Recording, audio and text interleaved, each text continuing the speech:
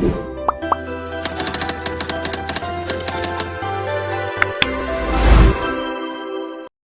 बच्चों, आज हम शुरू करने वाले हैं एक नया चैप्टर जिसका नाम है सर्कल और इसे हिंदी में हम वृत्त के नाम से जानते हैं। बच्चों, ये जो चैप्टर है हमारा ज्योमेट्री का बहुत ही इंपॉर्टेंट हिस्सा है और इस चैप्टर को हम एक सर्कुलर बोर्ड की मदद से एक एक्टिविटी करके हम बहुत ही इंटरेस्टिंग वे में से समझने वाले हैं, जहां पे हम बात करेंगे इसकी कुछ बेसिक टर्म्स की और सर्कल के कुछ डेफिनेशंस जो हमें क्लियर कर देंगे कि एक्चुअल में सर्कल होता क्या है, उसकी सारी बेसिक टर्म्स जो भी इससे रिलेटेड है। तो बच्चों, अब अगर हम सर्कल की बात कर ले तो मैं आपको इजी वे में सर्कल समझाऊं तो सर्कल एक रिंग लाइक शेप होती है बच्चों, जिसमें ना ही कोई लाइन सेगमेंट और ना ही कोई कॉर्नर होता है। सर्कल एक्चुअली बहुत सारे सेवरल पॉइंट से मिलकर बनता है जो कि एक पर्टिकुलर पॉइंट से सेम डिस्टेंस पे होते हैं। मतलब अगर मैं आपको समझाऊं तो जो सर्कल बनाने के लिए हमने जितने भी इनफाइनाइट पॉइंट्स यूज करे हैं वो सभी पॉइंट की डिस्टेंस एक पर्टिकुलर पॉइंट से सेम होती है। वो जो पर्टिकुलर पॉइंट हमारा है वो हमारा सेंटर ऑफ सर्कल यानी वृत्त का केंद्र कहलाता है। तो बच्चों, हमने क्या देखा? हमने देखा कि जो सर्कल होता है वो एक रिंग लाइक शेप होती है और एक और टर्म के बारे में हमने जाना जो था सेंटर ऑफ सर्कल यानी वृत्त का केंद्र। तो बच्चों, अब आगे बढ़ते हैं और समझते हैं कुछ और रिलेटेड टर्म्स के बारे में। बच्चों, ये जो हमारे संबंधित भाग होते हैं ना वृत्त के, ये काफी इंपॉर्टेंट होते हैं हमारे किसी भी क्वेश्चन को सॉल्व करने के लिए, क्योंकि जब भी हम कोई सर्कल का क्वेश्चन सॉल्व करने जाते हैं तो ये उसका बिल्कुल बेसिक पोर्शन होता है। अगर ये हमें अच्छे से क्लियर होगा तो हम कोई भी क्वेश्चन आसानी से सॉल्व कर सकते हैं। तो बच्चों, शुरू करते हैं। जो हमारा सबसे पहला टर्म है यानी जो हमारा सबसे पहला भाग है सर्कल का वो है रेडियस, जिसे हिंदी में हम त्रिज्या के नाम से जानते हैं। बच्चों, ये जो हमारा रेडियस होता है ये एक ऐसी लाइन सेगमेंट होती है जो सर्कल के सेंटर को बाकी सभी पॉइंट जो सर्कल पे बनते हैं उनसे कनेक्ट करता है और ये सभी सेम डिस्टेंस पे होते हैं। तो बच्चों, अगर मैं कहूं कि a distance from the centre of a circle to any point on the circle itself is known as the length of the radius. तो बच्चों, अगर हिंदी में इसी बात को समझे तो ये कहता है कि वृत्त के केंद्र से वृत्त के ऊपर आने वाले किसी भी बिंदु की दूरी हमारी त्रिज्या की लंबाई कहलाएगी। अब बात अगर आपको बच्चों समझ में आ गई है तो इसी चीज को हम हमारे बनाए हुए एक्टिविटी बोर्ड पे करके देखते हैं। बच्चों, आप यहाँ पे देख सकते हैं हमने एक वुडन ब्लॉक में से एक सर्कुलर बोर्ड कट किया है जहां हमने कुछ नेल्स इस पे प्लेस करी हुई है। तो अभी आपने देखा कि सर्कल की डेफिनेशन क्या कहती है। बच्चों, सर्कल की डेफिनेशन हमें कह रही थी कि एक रिंग लाइक शेप होती है जो कि सेवरल पॉइंट से मिलकर बनती है। तो अभी केवल इस बात को समझे तो आप यहाँ पे देख सकते हैं कि हमने काफी सारे यहाँ पे नेल्स, आयरन के नेल्स प्लेस करे हैं जो कि एक फिक्स डिस्टेंस पर है। इन दोनों की डिस्टेंस अगर इन सब की डिस्टेंस अगर आप मेजर करें तो ये आप देख सकते हैं कि 2.5 सेंटीमीटर आएगी। अगर मैं इंच टेप से यहाँ पे मेजर कर रहा हूँ तो मैं आपको एक अप्रॉक्स वैल्यू दूं तो ये हमारी 2.5 सेंटीमीटर और 2.5 सेंटीमीटर आ रही है। बच्चों, अब हमने क्या देखा कि एक रिंग लाइक शेप इन सबको ज्वाइन करने पे हमने बनाई, साथ ही में सेवरल पॉइंट्स की बात करते हैं। तो बच्चों, सर्कल में इनफाइनाइट पॉइंट्स होते हैं, आप सब जानते हैं, बट इमेजिन करने के लिए हमने यहाँ पे कुछ नेल्स को इस तरीके से प्लेस कर दिया। और आगे डेफिनेशन कहती थी कि ये हर एक पॉइंट यानी हर एक नेल एक पर्टिकुलर पॉइंट से सेम डिस्टेंस पे होता है। पर्टिकुलर पॉइंट कौन सा हो गया बच्चों हमारा? ये अगर हम मेजर करें तो ये हर एक पॉइंट बच्चों यहाँ पे सेम डिस्टेंस पे आ रहा था और वो डिस्टेंस थी हमारी 17.5 सेंटीमीटर की। आप किसी भी पॉइंट से मेजर कर ले वो 17.5 सेंटीमीटर ही आ रही है बच्चों। और ऐसे में इस पॉइंट को हमने बच्चों क्या नाम दिया?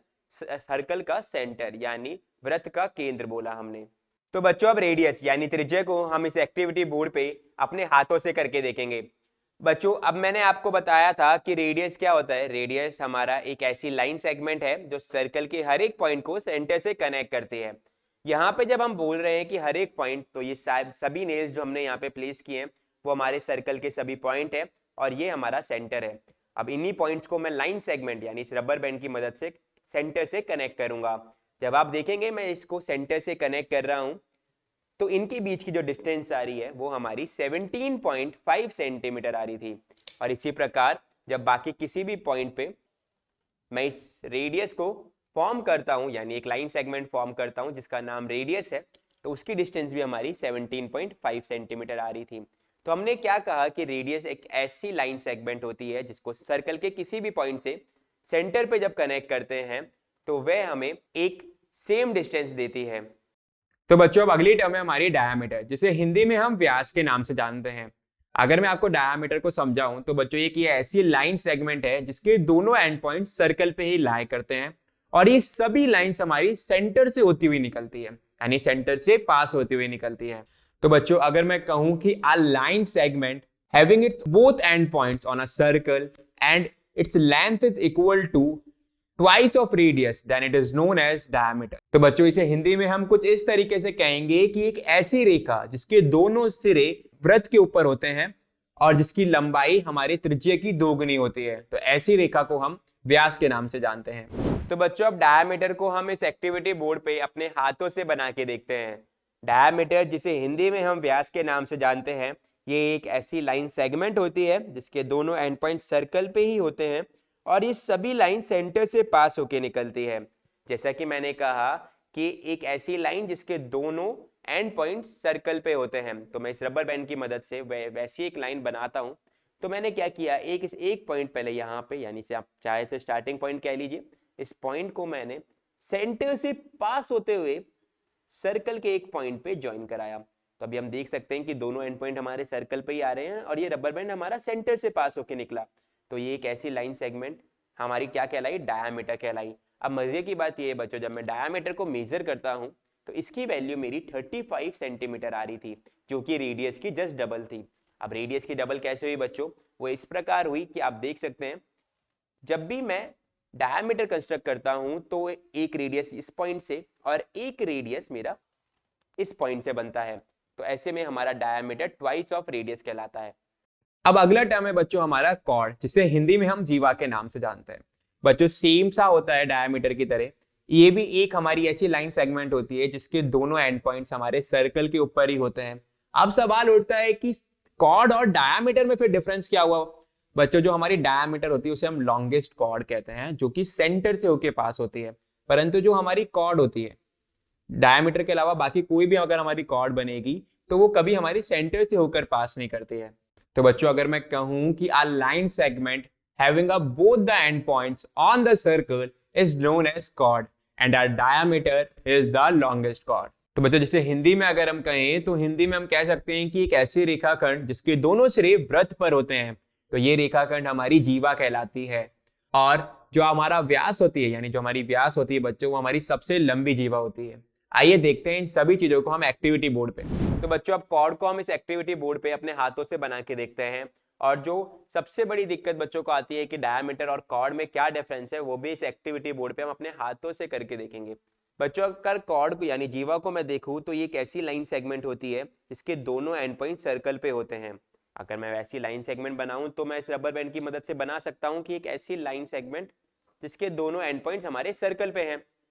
अब डायमीटर फिर क्या होती है, डायमीटर भी बच्चों कुछ इस प्रकार ही होती है कि एक ऐसी लाइन सेगमेंट होती है बच्चों जिसके भी दोनों एंड पॉइंट सर्कल पे होते हैं पर ये सेंटर से पास होकर निकलती है। और डायमीटर हमारी लॉन्गेस्ट कॉर्ड भी कहलाती है। तो मैं कह सकता हूं कि डायमीटर हमारी कॉर्ड होती है पर हर कॉर्ड हमारी डायमीटर नहीं हो सकती। ऐसा क्यों, क्योंकि हमारी हर कॉर्ड सेंटर से पास होकर नहीं निकलती। और कोई भी लाइन सेगमेंट जिसके दोनों एंड पॉइंट सर्कल पे आते हैं, जो शुरू सर्कल पे होती है और खत्म भी सर्कल के किसी पॉइंट पे हो जाती है, ऐसी लाइंस हमारी कॉर्ड कहलाती है बच्चों, यानी जीवा कहलाती है। तो बच्चों अब अगली टर्म पे चलते हैं। अब अगली टर्म है हमारी बच्चों सेकंड, जिसे हिंदी में हम छेदक के नाम से जानते हैं। बच्चों ये एक ऐसी लाइन होती है जो हमारे सर्कल के दो पॉइंट्स को कट करते हुए निकल जाती है, जिसे अगर हम चाहें तो कह सकते हैं कि एक हमारी एक्सटेंडेड कॉर्ड होती है जो कि आगे की तरफ बढ़ जाती है। तो यानी अगर मैं कहूं a straight line which is cutting the 2 points of a circle and also known as an extended chord is known as secant बच्चों। तो बच्चों जैसे हिंदी में अगर हम कहें तो ऐसे कह सकते हैं कि एक ऐसी रेखा जो वृत्त के दो बिंदुओं को काटते हुए निकल जाती है, जिसे अगर हम चाहें तो विस्तारित जीवा भी कह सकते हैं। और अब बच्चों इसी चीज को हम एक्टिविटी बोर्ड पे फिर से करके देखते हैं। तो बच्चों अब हम सेकंड यानी छेदक को इस एक्टिविटी बोर्ड पे अपने हाथों से बना के देखते हैं। तो जैसा कि हम जानते हैं कि एक ऐसी स्ट्रेट लाइन होती है जो सर्कल के दो पॉइंट्स को कट करते हुए निकलती है, जिसे हम एक्सटेंडेड कॉर्ड यानी विस्तारित जीवा भी कहते हैं। बच्चों अभी आपके सामने मैं एक सेकंड को अगर बनाऊं तो आप देख सकते हैं कि ये हमारी कॉर्ड कहलाई। परंतु अगर मैं इसी पॉइंट को दोनों तरफ से एक्सटेंड कर दूं तो आप देख सकते हैं कि कट करते हुए आगे बढ़ती हुई जा रही है। तो ऐसे में ये हमारी सेकंड कहलाई यानी छेदक रेखा कहलाई। तो बच्चों अब अगली टर्म है हमारी टेंजेंट, जिसे हिंदी में हम स्पर्श रेखा के नाम से जानते हैं। बच्चों स्पर्श का मतलब होता है टच करते हुए निकलना, यानी अगर मैं आपको कहूं कि एक ऐसी लाइन जो सर्कल को किसी भी एक पॉइंट पे बाहर से ही टच करते हुए निकल जाए तो वो हमारी टेंजेंट कहलाएगी यानी स्पर्श रेखा कहलाएगी। यानी a straight line touching the circle at any point is known as tangent. यानी एक ऐसी रेखा बच्चों जो वृत्त को किसी भी एक पॉइंट पे स्पर्श करते हुए निकलती है तो वह रेखा हमारी स्पर्श रेखा कहलाती है। अब इसी चीज को अगर मैं वापस एक्टिविटी बोर्ड पे करके दिखाऊं तो हम देखेंगे। तो बच्चों अब टेंजेंट यानी स्पर्श रेखा को भी हम इस एक्टिविटी बोर्ड पे बना के देखते हैं। तो बच्चों हमारी टेंजेंट क्या कहती है, एक ऐसी लाइन होती है जो सर्कल के किसी भी एक पॉइंट को बाहर से टच करते हुए निकल जाती है। तो अभी आप देखिए कि मैं इस रबर की मदद से सर्कल के केवल एक इस पॉइंट को ही टच कर पा रहा हूँ। कौन से वाले पॉइंट को, हम सिर्फ एक इस पॉइंट को ही टच कर पा रहे हैं। तो ऐसे में हमारी ये जो लाइन बनी जो सर्कल को टच करती हुई जा रही थी वह हमारी टेंजेंट यानी स्पर्श रेखा कहलाई। और बच्चों ये जो टेंजेंट होती है वो रेडियस के साथ, अगर आप देखेंगे अगर मैं इस पॉइंट से रेडियस बनाऊं तो ये जो टेंजेंट होती है बच्चों हमारी रेडियस के साथ 90 डिग्री का एंगल बनाती है हमेशा। आप देख सकते हैं कि जब भी एक स्ट्रेट वर्टिकल लाइन और एक स्ट्रेट हॉरिजॉन्टल लाइन आपस में मिलती है तो वह 90 डिग्री का एंगल बनाती है। ऐसे में जब टेंजेंट और रेडियस भी आपस में मिलते हैं तो वह भी हमारे 90 डिग्री का एंगल बनाते हैं। बच्चों अब आगे बढ़ते हैं और कुछ और टर्म्स के बारे में जानते हैं। तो हमारी अगली टर्म है वो है आर्क, जिसे हिंदी में हम चाप के नाम से भी जानते हैं। एक्चुअली में बच्चों ये सर्कल के कंटिन्यूअस पॉइंट को ज्वाइन करने पे जो कर्व बनता है वही हमारा आर्क यानी चाप कहलाता है। यानी हम कह सकते हैं बच्चों कि a connected curve of a circle is known as arc, जिसे अगर हम हिंदी में कहें तो कुछ इस प्रकार कहेंगे कि वृत्त की बिंदुओं से बना वक्र हमारा चाप कहलाता है। अब इसको भी हम एक्टिविटी बोर्ड पे फिर से देखते हैं जिससे आपको एक अच्छा सा क्लियर आइडिया मिल जाए कि आर्क होता क्या है। तो बच्चों आर्क यानी चाप को हम इस एक्टिविटी बोर्ड पे बना के देखते हैं। बच्चों आर्क क्या कहती है हमें कि सर्कल के कंटिन्यूअस पॉइंट को अगर ज्वाइन करने पे जो हमें कर्व मिलता है यानी जो हमें वक्र मिलता है वह हमारा आर्क यानी चाप कहलाता है। तो अगर मैं इस पॉइंट से लेके बच्चों इस पॉइंट तक अगर इस रबर बैंड की मदद से ज्वाइन करूं तो अब जो हमें एक कर्व यानी एक वक्र जो मिला ये हमारा आर्क यानी चाप कहलाएगा। बच्चों अगर आपको आर्क समझ में आया तो अब हमारा जो अगला टर्म है ये काफी इंपॉर्टेंट टर्म है जिसे हम त्रिज्यखंड के नाम से जानते हैं। अब अगर मैं बात करूं कि ये क्या होता है तो बच्चों ये कुछ नहीं, दो रेडियस और एक आर्क से मिलके बना हुआ जो एरिया हमारा सर्कल के अंदर बना हुआ एक ऐसा एरिया जो दो रेडियस और आर्क से मिलकर बना है, इसे हम सेक्टर के नाम से जानते हैं यानी त्रिज्यखंड के नाम से जानते हैं। इसके अंदर भी बच्चों दो भाग होते हैं यानी दो पार्ट्स होते हैं। पहला है माइनर सेक्टर, दूसरा है मेजर सेक्टर यानी लघु त्रिज्यखंड और दीर्घ त्रिज्यखंड। जैसा कि आप देख सकते हैं यहाँ पे हमने माइनर सेक्टर और मेजर सेक्टर के बारे में आपको बताया है। और मजे की बात यह है बच्चों कि अगर ये दोनों सेक्टर्स आपस में बराबर हो जाएंगे यानी जब माइनर सेक्टर और मेजर सेक्टर आपस में बराबर होगा तो ऐसे में ये हमारा सेमी सर्कल यानी अर्धवृत्त के नाम से भी जाना जाता है। तो बच्चों अगर मैं सिंपली कहूं तो मैं कुछ इस प्रकार कह सकता हूं कि a region bounded by two radius and an arc is known as a sector. यानी अगर हम हिंदी में देख लें तो कुछ इस प्रकार कहेंगे कि दो त्रिज्य और एक चाप से जुड़कर बना हुआ क्षेत्र हमारा या घिरा हुआ क्षेत्र हमारा त्रिज्यखंड कहलाता है। अब इस सेक्टर को हम एक्टिविटी बोर्ड की मदद से फिर से समझ लेते हैं। तो बच्चों इस एक्टिविटी बोर्ड पे हम सेक्टर यानी त्रिज्यखंड को बना के देखने वाले हैं। यहाँ पे बच्चों अब हमने देखा कि सेक्टर हमारा क्या होता है कि दो रेडियस और आर्क से मिलकर बनने वाला सरफेस एरिया हमारा सेक्टर कहलाता है। अब यही बात को मैं आपको अगर इस रबर बैंड की मदद से समझाऊं तो मैं इस पॉइंट से एक रेडियस बनाता हूं इस सेंटर से, जैसा कि आपने देखा था कि रेडियस कैसे बनती है। अब बच्चों ये दोनों पॉइंट्स के बीच में आने वाले सभी कंटिन्यूअस पॉइंट को अगर हम ज्वाइन करते हैं तो इनकी मदद से हमें एक आर्क मिलती है यानी एक चाप का निर्माण होता है। और ऐसे में अब जो पूरा टोटल सरफेस हमें यहाँ पे मिला बच्चों ये हमारा सेक्टर यानी त्रिज्यखंड कहलाया।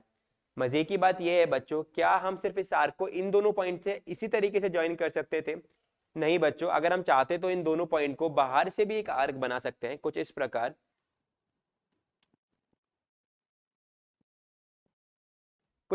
बच्चों एक आर्क हम बाहर से भी इन दोनों पॉइंट पे लाते तो वह हमारा मेजर सेक्टर कहलाता। अब मेजर सेक्टर में क्या होता है बच्चों, बच्चों सेक्टर के भी दो भाग होते हैं, माइनर सेक्टर और मेजर सेक्टर, यानी लघु त्रिज्यखंड और दीर्घ त्रिज्यखंड। बच्चों जो सबसे पहला जिसका सरफेस एरिया कम होता है वह हमारा माइनर सेक्टर कहलाता है, और जो दूसरा जिसका सरफेस एरिया ज्यादा होता है वह हमारा मेजर सेक्टर यानी दीर्घ त्रिज्यखंड कहलाता है। अब सवाल उठता है क्या इन दोनों का जब सरफेस एरिया बराबर हो जाएगा तो ऐसे में ये सेक्टर हमारे क्या कहलाएंगे? तो बच्चों ऐसे में ये सेक्टर हमारे सेमी सर्कल कहलाते हैं। जैसे कि अगर मैं आपको बना के दिखाऊं,